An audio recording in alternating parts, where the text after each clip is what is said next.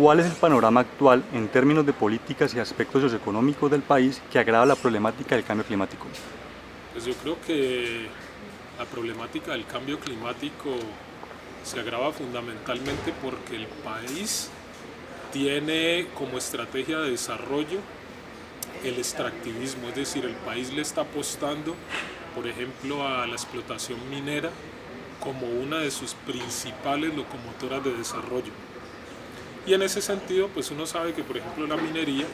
tiene unos impactos muy importantes sobre el ambiente. Digamos, Colombia es un país donde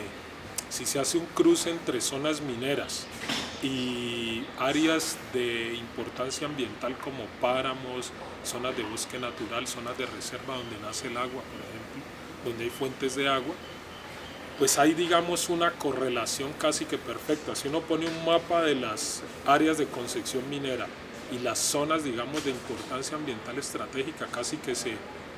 ellas están bastante correlacionadas, muy interdependientes. Son zonas que coinciden geográficamente. Y en ese sentido yo diría que la principal amenaza es la apuesta de desarrollo que ha hecho el país, o sea, su estrategia de crecimiento económico, que es la minería. Y la minería pues tiene impactos obviamente sobre los recursos naturales, el agua, el suelo, las especies naturales que hay en esas zonas, y en tal sentido pues eso creo que tiene bastante relación la degradación ambiental, que hace zonas más vulnerables a eventos de variabilidad climática. ¿Cuáles son los principales espacios donde se ven estas problemáticas? Okay. Bueno, en términos de los espacios donde se vive esta problemática de cruce entre minería y, digamos, espacios naturales de gran calidad ambiental, pues no son solo cierto tipo de ecosistemas, son diversos tipos de ecosistemas. Yo diría que uno de esos ecosistemas que son estratégicos son los páramos, y es preocupante en el caso de los páramos que, por ejemplo, creo que más del 70% del agua de la que se abastecen los colombianos nace en zonas de páramo. Entonces los páramos son un ecosistema donde si la apuesta es la minería, pues vamos a tener problemas, digamos, con la provisión de agua. Pero no solo los páramos, también humedales, zonas de bosque y otro tipo de ecosistemas, digamos, frágiles, que muchos incluso están en zonas de parques o reservas naturales. Es decir, que hay una probabilidad de que se vean afectados diversos tipos de ecosistemas, y que esos ecosistemas además por su importancia estratégica hagan ciertas zonas donde están esos ecosistemas y se involucre la minería, se vuelvan más vulnerables a la variabilidad climática. ¿Cuáles son las políticas, las prioridades políticas y de medidas económicas que deben ser abordadas en relación con la problemática del cambio climático, la variedad climática y la salud en el país? Pues yo creo que fundamentalmente, si uno quisiera atacar el tema de la vulnerabilidad, por ejemplo, de ciertos segmentos de la población como la población más pobre, yo creo que indudablemente atacar la pobreza, digamos, es una estrategia importante, en el sentido de que la gente más pobre, no es que necesariamente quien es más pobre es la que más degrada los recursos naturales, porque esa es una correlación que siempre se ha hecho, ¿no? Se dice pobreza, inmediatamente degradación ambiental, pero más bien lo que habría que pensar es que la pobreza hay que atacarla, pues en el sentido de que la gente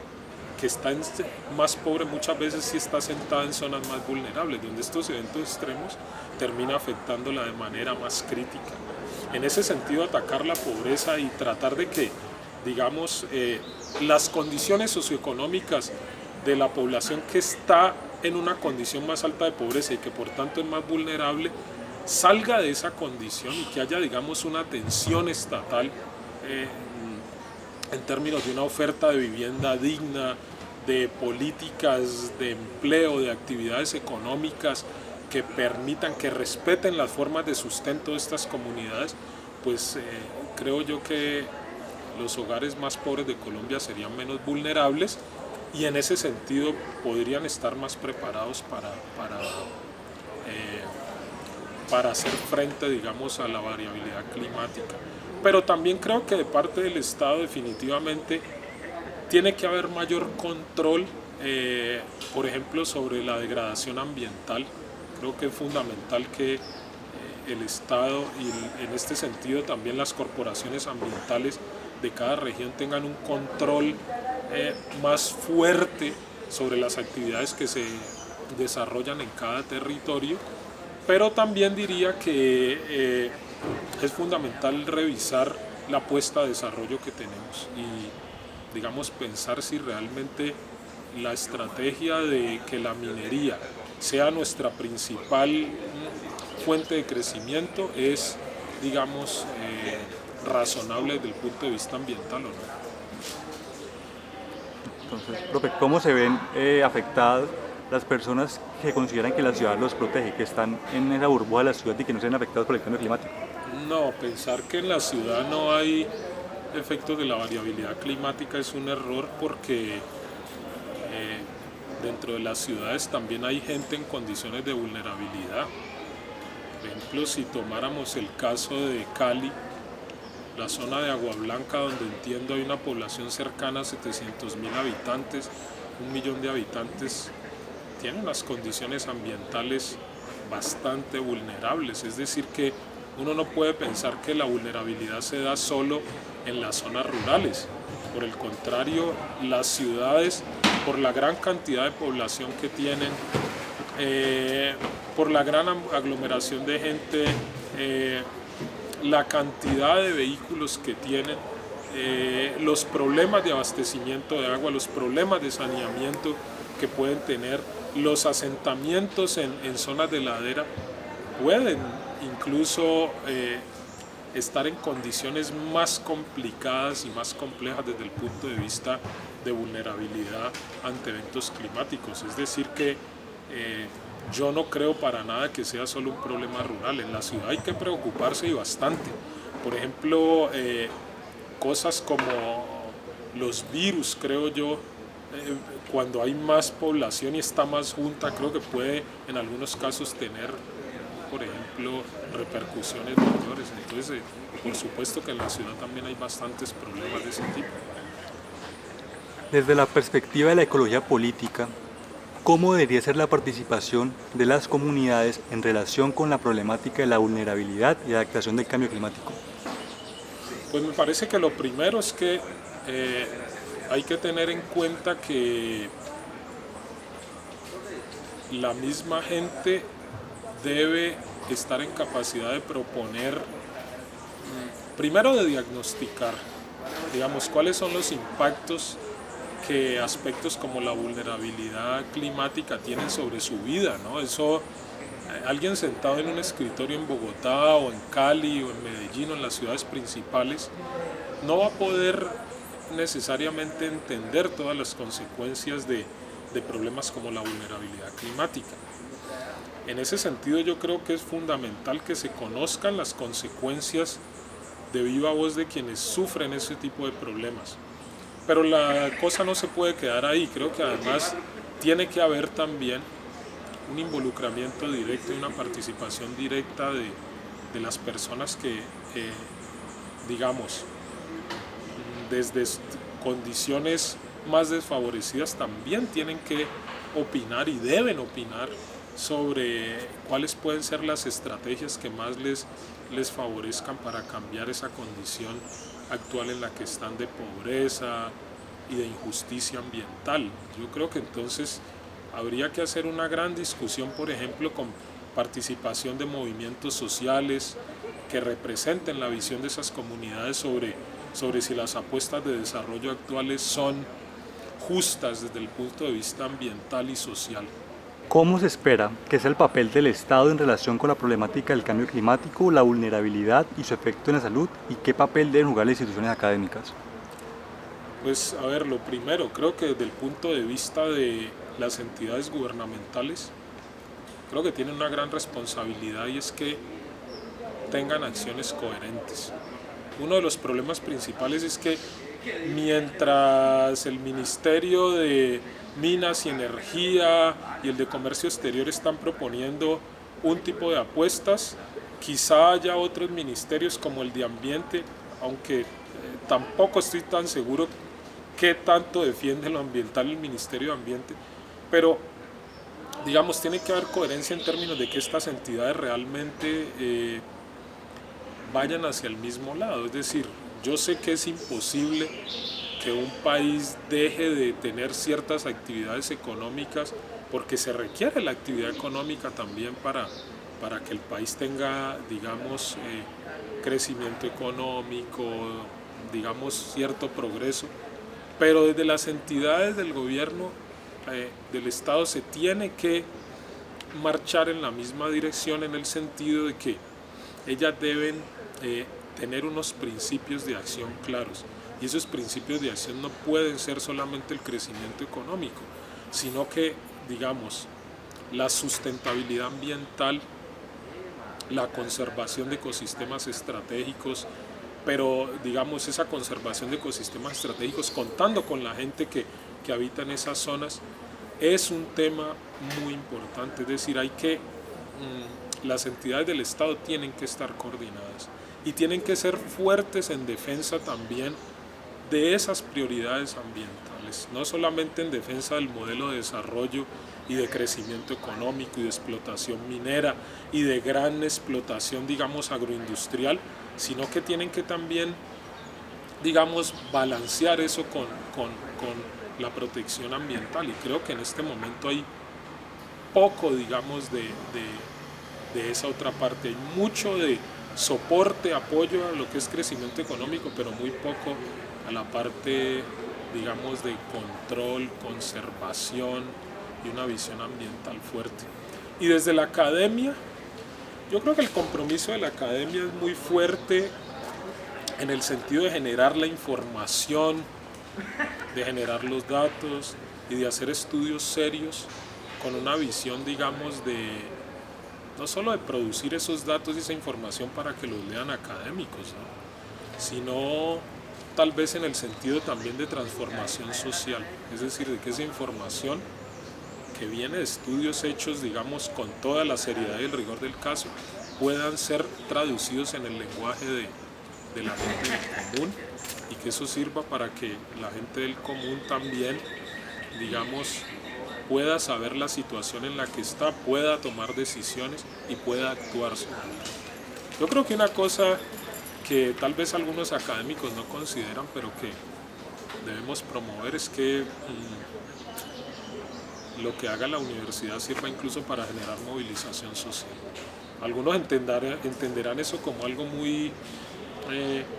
¿cómo decirlo?, muy fuerte, pero yo sí creo que hay problemas ambientales o problemas tan fuertes en el área ambiental que la movilización social es un camino también para el control digamos, o para que la gente exprese sus demandas y sus inquietudes. Y creo que en ese sentido la academia tendría que tener un rol más decisivo, no solamente producir datos, información para que un profesor publique. ¿Qué relación hay entre cambio económico y cambio climático? ¿Y cuáles son los aspectos más destacados en esta relación que debemos entender? Pues yo creo que lo más importante que debemos entender es que nuestras acciones, o sea, las acciones que los seres humanos realizamos tienen consecuencias. Y yo creo que el modelo económico, digamos, dependiendo del modelo económico que tengamos, pues tenemos más o menos incidencia sobre el ambiente, sobre la naturaleza. Digamos, cuando uno hace una apuesta extractivista, y cuando digo extractivista es que te dedicas a actividades como extracción de minerales, agricultura de monocultivo y ese tipo de actividades, digamos, que ambientalmente tienen un impacto fuerte, pues la consecuencia obviamente es que, primero, los ecosistemas van a estar más afectados. Al verse afectados van a tener una menor capacidad de respuesta ante cualquier cambio abrupto o cualquier cambio brusco que suceda. Por ejemplo, si uno afecta un humedal, que era una zona que cuando había inundaciones ayudaba a amortiguar una inundación, pues porque servía, digamos, para regular todo el caudal de agua y que ciertas viviendas no se inundaran, y ese humedal es luego desecado para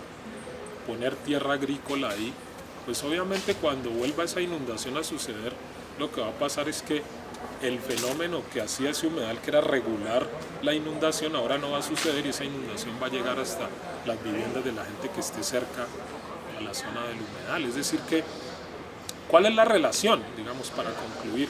que nuestra actividad económica tiene impactos ambientales. La actividad económica no tiene una dinámica que es independiente de la dinámica natural. Entonces, el tipo de modelo económico que tengamos tiene unos impactos ambientales, y esos impactos ambientales se van a ver exacerbados, se van a ver, digamos, incrementados cuando los impactos que se han generado son tan fuertes que los ecosistemas y los seres humanos que están dentro de esos ecosistemas ya no pueden responder, digamos, ante ese tipo de impactos. Los aspectos destacados de la relación entre cambio climático y cambio económico. Bueno, aspectos destacados entre cambio climático y cambio económico. Pues uno es lo que acabo de decir de la relación entre el modelo económico y cómo puede hacer más vulnerable, digamos, a los ecosistemas y su capacidad de respuesta. Pero creo que la otra relación es que las personas que están en una condición socioeconómica más precaria pueden sufrir impactos mucho más fuertes cuando se dan estos fenómenos de variabilidad climática. Pues justamente porque son las personas que están asentadas en zonas de mayor fragilidad, que tienen menor capacidad de respuesta ante un evento ambiental, digamos, quizá población en condición de altos ingresos, por ejemplo, si se corta el abastecimiento de agua cuando hay una inundación, pues pueden recurrir a otras fuentes de agua, comprar agua embotellada, pero la población en condición más desfavorecida desde el punto de vista socioeconómico, es decir, con más bajos ingresos, pero no solo con más bajos ingresos, sino también, por ejemplo, con viviendas en situación más deficiente, obviamente van a tener mayores impactos cuando se den este tipo de eventos o fenómenos climáticos. Entonces creo que son dos cosas: el modelo económico que impacta al ambiente, dependiendo de la estrategia que se siga o que adopte un país, y también, digamos, la vulnerabilidad que pueden tener ya la población como tal ante estos fenómenos, y eso dependerá bastante de sus características socioeconómicas.